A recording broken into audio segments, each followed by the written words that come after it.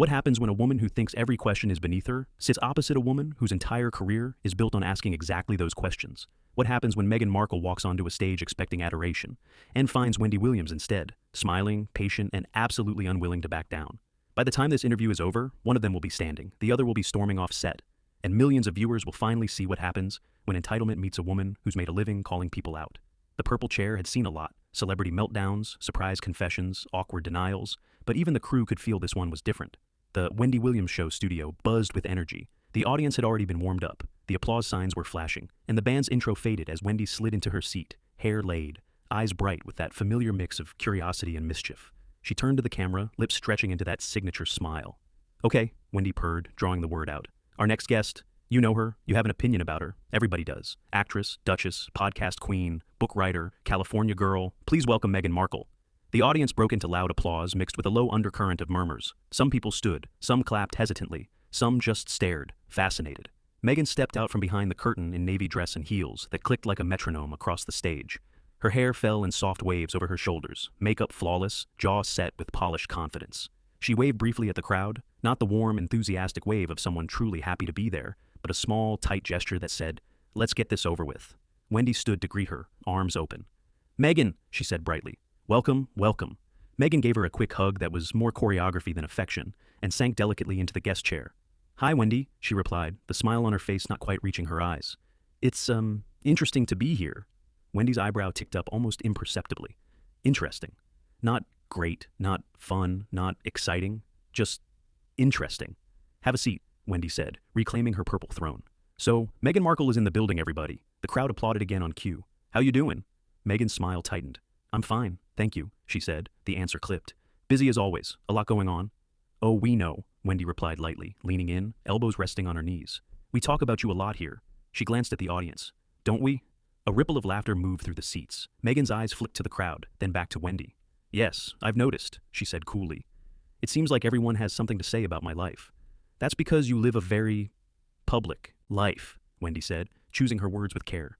"You married into one of the most famous families on earth. Left that family, did interviews, podcasts, books, documentaries. People are curious. That's what we do here. We talk about the people everyone's curious about." Meghan shrugged, crossing one leg over the other. "Curiosity is one thing," she said. "Obsession is another." The audience let out a low, "Ooh." Wendy chuckled, unbothered. "Fair enough," she said.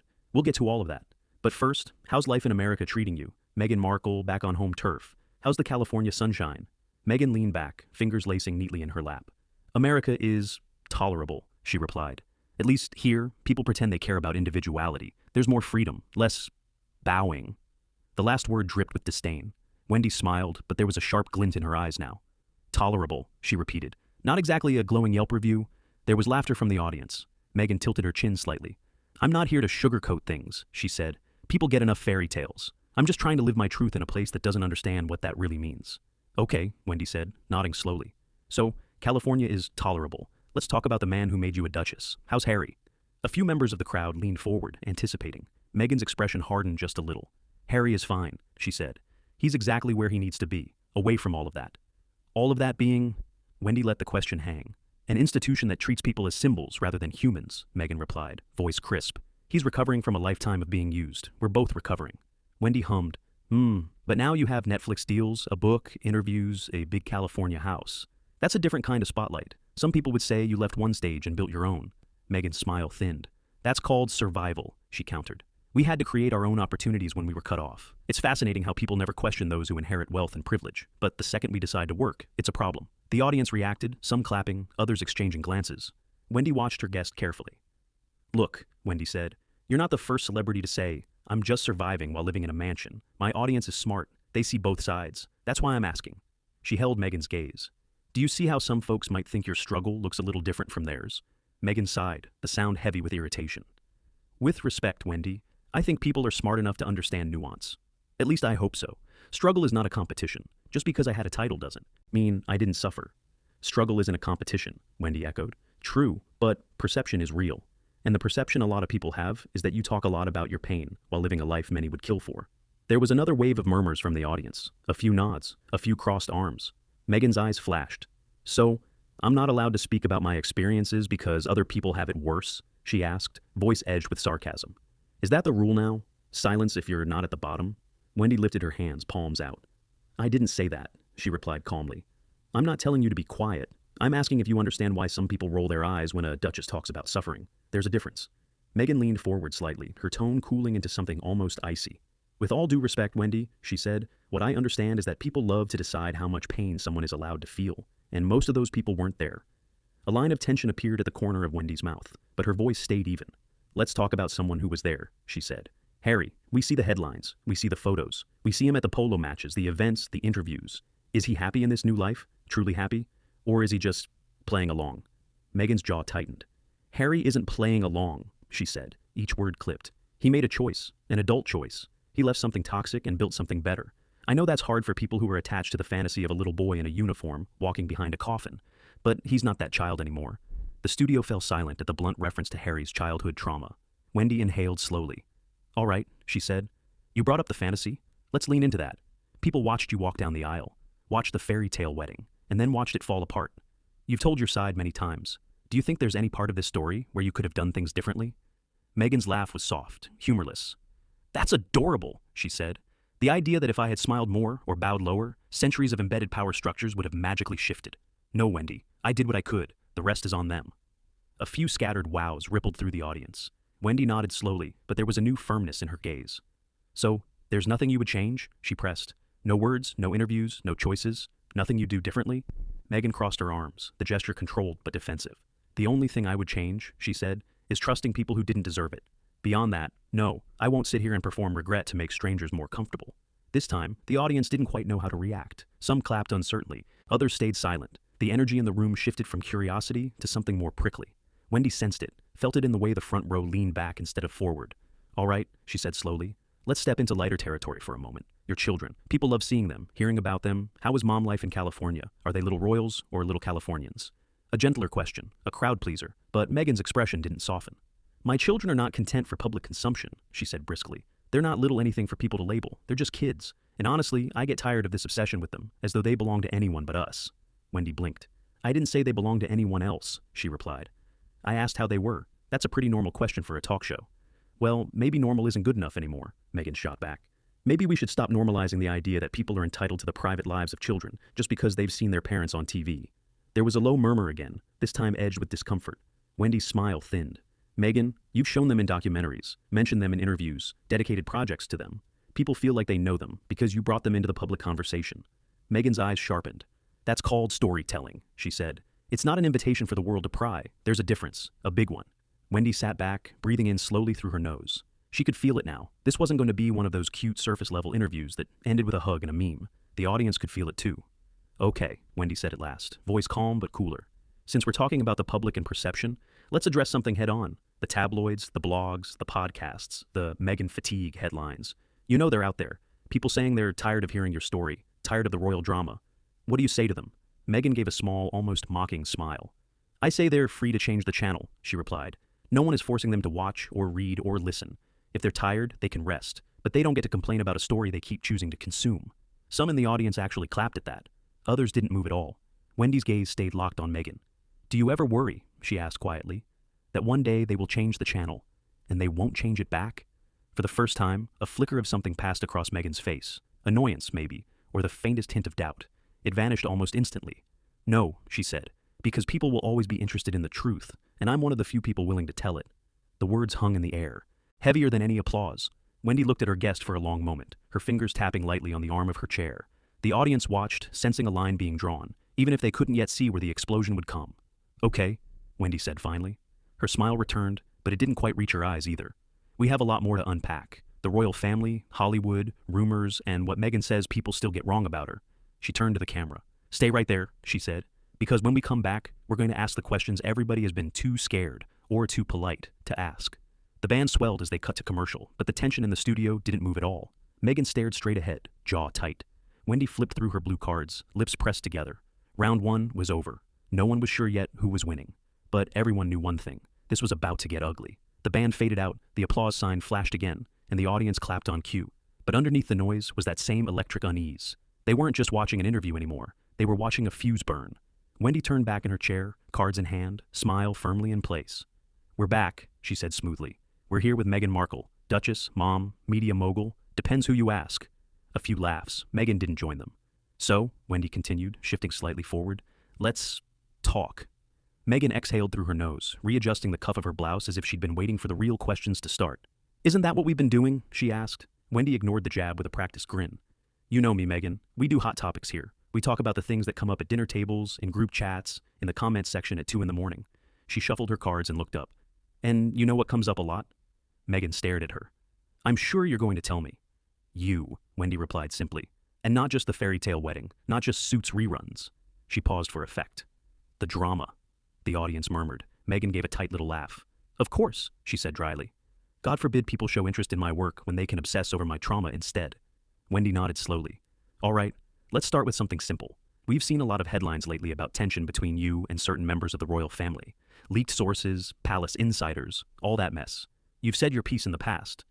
But if you had to describe your relationship with them today, in one word, what would it be? Meghan didn't hesitate. Non-existent, she said. The audience reacted immediately. Gasps, hushed whispers, a sharp intake of collective breath. Non-existent, Wendy repeated. Not strained, not complicated, not working. On it, just non-existent? Meghan shrugged, almost bored. I prefer to be accurate, she replied. We're not texting, we're not calling, we're not doing Zoom tea parties. They live in their world, I live in mine.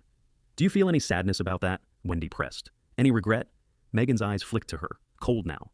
Sadness is a luxury you get when people actually tried, she said. I'm not going to pretend to mourn relationships that were conditional at best. A low, ooh, rolled across the audience. Wendy's expression stayed neutral, though her voice carried more edge now.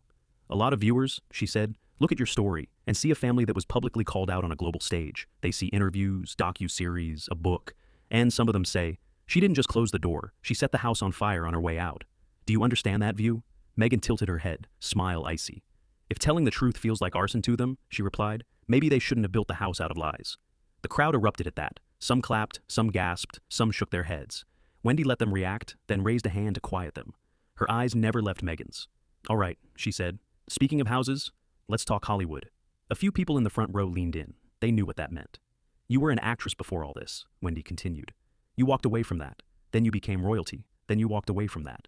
Now there are rumors, and you know I read everything, that you're stepping back into the Hollywood spotlight. New projects, new scripted shows, maybe even a return to acting. Is that true? Meghan smirked. It's adorable how people think I need their permission to evolve, she said. I don't confirm or deny rumors. That's free promo for people who didn't do the work. But you have been shopping projects? Wendy countered, unapologetic. You've been in meetings. People talk. Hollywood is small. Are you returning to acting or not? Meghan paused just long enough to seem calculating. I'm returning to myself, she said finally. Whatever form that takes is my choice. If I do a scripted project, it's because it has meaning, not because I'm desperate to cling to relevance, despite what some pundits want to believe. There it was again, that sharp little dig at everyone who dared question her. Relevance, Wendy repeated. Do you feel like you're struggling to keep it? Meghan's eyes narrowed, the smile dropping completely now. No, she said. I feel like people are struggling to accept that I'll never fit the version of me they created in their heads. Wendy inhaled slowly. Okay, she said. Since we're talking about versions, let's get into something people really discuss. She lifted one of the cards and glanced down at it briefly, though she already knew what she was about to say. There's this narrative out there that you insist you left the royal family for peace and privacy. But then you did Oprah, Netflix, Spotify, magazine covers, interviews like this one. She looked up. People say that doesn't match, that you left one spotlight and built another, brighter one, on your own terms. Meghan's jaw flexed, teeth pressing together before she answered. I'm so tired of that lazy talking point, she snapped. Privacy doesn't mean disappearing into a cave. It means having agency. It means choosing what you share and what you protect. If people can't grasp that, that's not my intellectual problem to solve. There was a sharpness to the phrase intellectual problem that landed like an insult. Wendy's eyes flickered. The audience reacted again, this time with more discomfort than amusement. So, Wendy said slowly, when people say they're confused by your actions, when they say the story keeps changing, your answer is that they're just not smart enough to get it? Yes, Meghan replied bluntly, because they're the same people who consume hours of content about me and then complain that I'm overexposed. They want access and silence at the same time. It's hypocrisy. Wendy's lips pressed into a thin line. For a moment, her usual playfulness vanished. I've been doing this a long time, Meghan, she said quietly. I've seen a lot of celebrities sit in that chair. Some were adored, some were hated. But the ones who lasted understood something. You can't talk at people forever and expect them to stay on your side. Meghan's gaze sharpened, a warning. Is this where you lecture me? She asked. Because I didn't come here to be scolded by daytime TV. The audience reacted instantly. Gasps, a few scattered claps from people who clearly enjoyed the tension, others shaking their heads. Wendy's eyes widened just a fraction. Daytime TV pays a lot of people's bills, she said evenly. And the audience you're dismissing? They're the same people who bought your book, streamed your show, watched your wedding at 5 a.m. in pajamas. They're not props. Meghan's lips curved into a cold smile. They're spectators, she corrected. And spectators don't get to dictate the game. Something in Wendy's expression shifted. A line had been crossed, maybe not all the way, but close enough to feel the heat from it. All right, Wendy said, her tone cooling. Let's talk about another game. The tabloids, the blogs, the alleged feud with other women in the spotlight. People compare you to Catherine. They compare you to Diana. They compare you to other actresses, even other black women in the industry. Does that bother you? Meghan laughed, not joyfully, but with a brittle sharpness.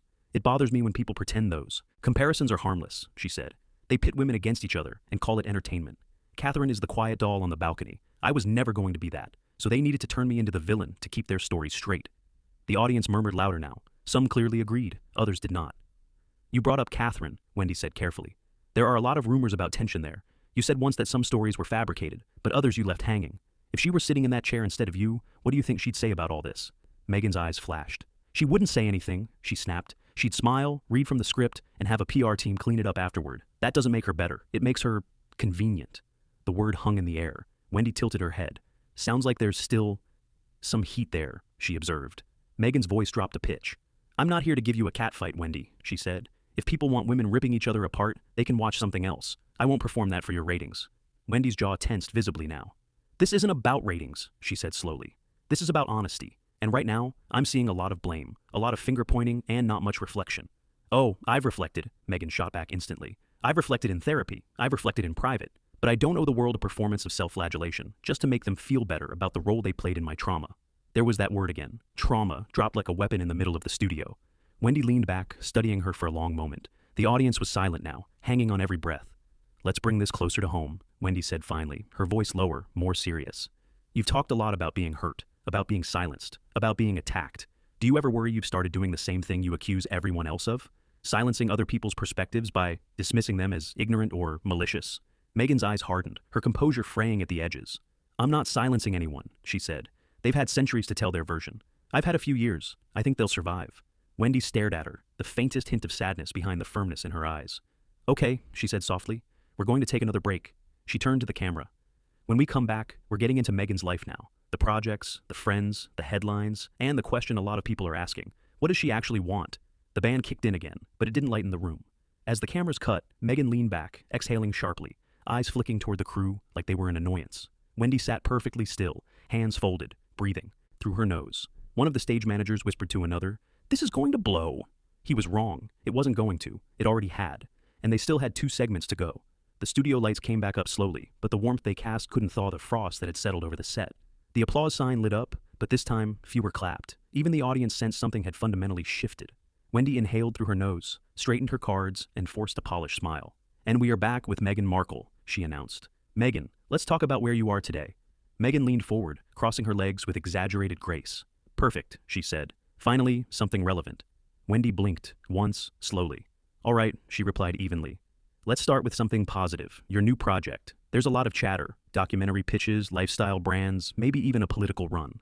What's actually true? Meghan lifted her chin. Everything I touch becomes a conversation. That's influence, Wendy. Some people are born with it. Others make careers commenting on it. A murmur rippled across the audience. The temperature on set dropped another degree. Wendy's lips tightened for half a second. So, the political rumors? Any truth to those? Meghan gave a dismissive shrug. If I wanted to run, I would win. That's all people need to know. Wendy paused. That's a bold statement. It's a realistic one, Meghan corrected sharply. I know who I am. I know what I bring. People respond to strength. Wendy tilted her head. Some might call what you bring controversy. Meghan smirked. Only small minds confuse strength with controversy. That was it. A few members of the audience audibly said, "Wow." Wendy set her cards down, her fingers steepling on the desk in front of her, elbows planted firmly. The warmth in her eyes had faded completely. Okay, Wendy said slowly. Let's talk about the part people really want clarity on. Family, your husband, Prince Harry. Meghan's jaw twitched, but she kept her posture elegant. Wendy continued. There are rumors, real rumors, that his temper has been growing. There are claims of arguments in public places, disagreements over work, over your public appearances. People are worried. And, Meghan snapped. And, Wendy repeated firmly, I'm asking how you respond to that. Meghan scoffed loudly. I respond by saying, people should mind their own business. My marriage isn't a democracy. I don't owe the public updates like I'm running a subscription service. The audience reacted again. this time a mix of surprise and discomfort. Wendy stayed calm. Some would say that when you sell documentaries, books, interviews, podcasts, you do invite questions. Meghan glared at her. No, we invite curiosity, not entitlement. Wendy inhaled slowly, hands folded again. All right, she said quietly. What about your children? There have been reports. Meghan cut her off sharply. And there it is. The line you people always cross. Don't talk about my children. Wendy's voice went still. Meghan, I wasn't asking anything invasive. I was asking how you balance protecting them while living such a public life. Meghan leaned back, rolling her eyes dramatically. You can dress it up however you want, Wendy. It's still intrusive. Wendy looked at her for a long moment. It was a reasonable question. Reasonable to you, Meghan snapped, not to anyone with actual awareness. The audience shifted in their seats. The tension had become suffocating. Wendy finally straightened her posture, placed both hands flat on the desk, and stared directly at Meghan. Okay, she said. Let me be very honest with you right now. Meghan's chin lifted defensively. By all means, she said coldly. You haven't exactly held back. Wendy nodded once, decisively. You came here today, she said, on a show watched by millions of people, people who wanted to hear from you, who wanted to understand you. And instead of answering questions, you've insulted the audience, dismissed every point, belittled everyone involved, and acted like being here is beneath you. Meghan's nostrils flared. Because it is! Gasps exploded from the audience. Wendy continued, her voice rising only a fraction. You don't get to say that, she said firmly. Not here, not on my show, not to the people who came for you, not to the women who supported you when you said you were hurting, not to the viewers who stayed up watching your story, believing in you. Oh, spare me, Meghan sneered. I'm not responsible for strangers projecting their fantasies onto me. Wendy stared at her, stunned for the first time. That's how you see them? She asked. Not as supporters, not as fans, just people projecting fantasies? Meghan smirked. If the shoe fits. Wendy pressed her lips together, visibly containing herself. Meghan, she said slowly, I have hosted a lot of people, politicians, icons, A-list celebrities, athletes, activists, and yes, plenty of controversial figures. But never, not once, have I had a guest sit in that chair and show this level of contempt for everyone around them. Meghan shrugged. Maybe they deserved it. That was the breaking point. Wendy exhaled sharply through her nose and snapped her cue cards in half with her hands. The audience gasped. You know what? She said, her voice suddenly cold and razor sharp. We are done. Meghan's eyes widened. What do you mean done? I mean, Wendy said, standing up from her chair, this interview is over. We are not continuing this. Not for another minute. Meghan laughed. In disbelief. Are you serious? You're ending your own show because you can't handle someone telling the truth? Wendy pointed toward the stage exit. No, she said firmly.